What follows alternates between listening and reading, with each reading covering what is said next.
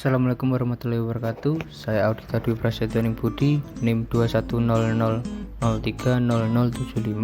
dari mahasiswa Universitas Ahmad Dahlan, ingin menyampaikan tentang partisipasi politik. Apa itu partisipasi politik?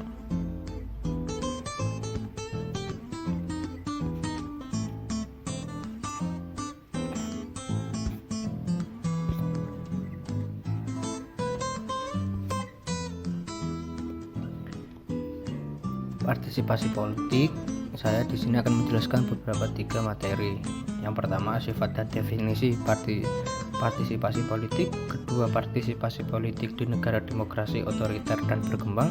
Ketiga, jenis kelompok politik. Yang pertama, sifat dan definisi partisipasi politik. Partisipasi politik adalah keputusan politik yang dibuat dan dilaksanakan oleh pemerintah menyangkut mempengaruhi kehidupan warga masyarakat, maka warga masyarakat berhak ikut serta menentukan isi politik.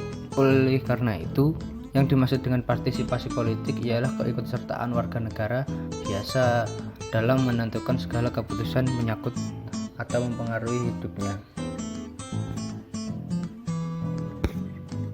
Tipologi partisipasi politik. Yang pertama, partisipasi pasif. Kegiatan yang termasuk dalam kategori partisipasi aktif berupa kegiatan yang mentaati pemerintah, menerima dan mengikuti saja setiap keputusan pemerintah. Berbeda dengan partisipasi aktif. Partisipasi aktif mengajukan usul mengenai suatu kebijakan umum, mengajukan alternatif kebijakan umum yang berkelainan dengan kebijakan yang dibuat pemerintah, mengajukan kritik perbaikan kebijakan untuk mengusulkan kebijakan pembayaran pajak dan pemimpin pemerintah. Yang kedua, partisipasi politik di negara demokrasi otoriter dan berkembang. Di negara demokrasi, suatu bentuk partisipasi yang paling mudah diukur intensitasnya ialah perilaku warga negara dalam pemilihan umum, antara lain melalui perhitungan persentase orang yang menggunakan hak pilihnya dibanding dengan jumlah seluruh warga negara yang berhak memilih. Akan tetapi, memiliki suara dalam pemilihan umum bukan merupakan satu-satunya bentuk partisipasi di negara ini. Angka hasil pemilihan umum hanya diberikan gambaran yang kasar mengenai partisipasi itu. Masih terdapat berbagai bentuk partisipasi lain yang berjalan secara kontinu dan tidak terbatas pada masa pemilihan umum saja. Negara otoriter. Di negara-negara otoriter seperti komunis pada masa lampau, partisipasi masa umumnya diakui kewajarannya serta secara formal kekuasaan ada di tangan rakyat. Akan tetapi, tujuan utama partisipasi massa dalam jangka pendek masyarakat adalah merombak masyarakat yang terbelakang menjadi masyarakat modern, produktif, kuat, dan berideologi kuat.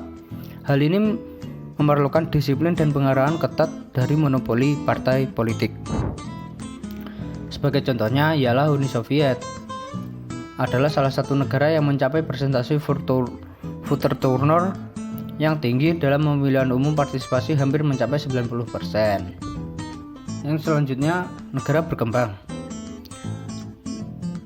Di beberapa negara berkembang, partisipasi yang bersifat otonom, artinya lahir dari diri sendiri mereka sendiri, masih terbatas. Berkaitan dengan gejala itu, jika hal itu terjadi di negara-negara maju, seringkali dianggap sebagai tanda adanya kepuasan terhadap pengelola kehidupan politik. Tetapi kalau hal itu terjadi di negara berkembang,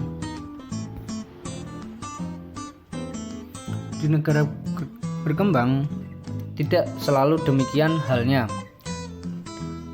Di beberapa negara yang merakyatnya apatis, pemerintah menghadapi masalah bagaimana meningkatkan partisipasi itu, sebab jika partisipasi mengalami jalan buntu, dapat terjadi dua hal, yaitu menimbulkan anomi atau justru revolusi. Samuel T. Hunting berpendapat bahwa pembangunan yang cepat dan ikut sertanya banyak kelompok baru dan politik dalam waktu yang singkat dapat mempengaruhi stabilitas. Selanjutnya dikatakan bahwa termobilisasinya kelompok-kelompok baru dapat dilihat oleh elit yang berkuasa sebagai ancaman terhadap stabilitas nasional, padahal situasi aman sangat diperlukan untuk pelaksanaan kebijakan revolusi mereka.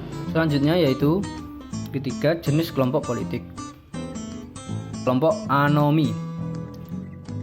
Jenis kelompok anomi, kelompok ini tidak memiliki organisasi, tetapi individu yang terlibat merasa mempunyai perasaan frustasi dan ketidakpuasan yang sama. Sekalipun tidak terorganisir dengan rapi, dapat saja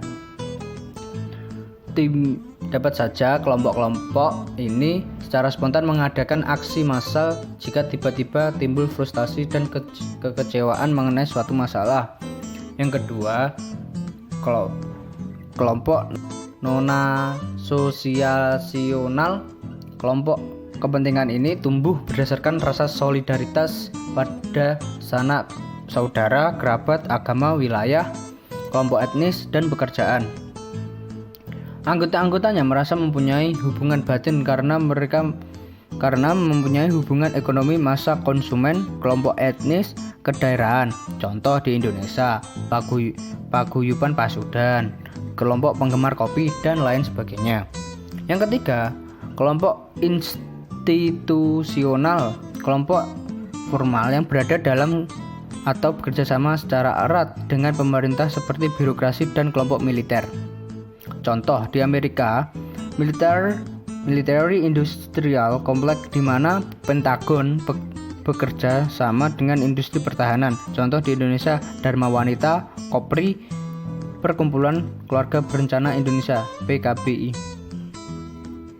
Yang keempat, kelompok asosional terdiri atas serikat buruh, kamar dagang, asosiasi etnis dan agama. Terorganisasi ini bentuk dengan suatu tujuan eksplisit, mempunyai organisasi yang baik, staf bekerja penuh waktu. Hal ini menjadikan mereka lebih efektif daripada kelompok-kelompok lain dalam memperjuangkan tujuannya. Contoh di Indonesia, Federasi Persatuan Serikat Pekerja Seluruh Indonesia, Himpunan Kerukunan Petani Indonesia (HKTI), Ikatan Dokter Indonesia (IDI), dan Kamar Dagang Indonesia (Kadin). Saja sekilas dari saya, bila ada kurang lebihnya mohon maaf. Billahi taufiq wal hidayah, wassalamualaikum warahmatullahi wabarakatuh.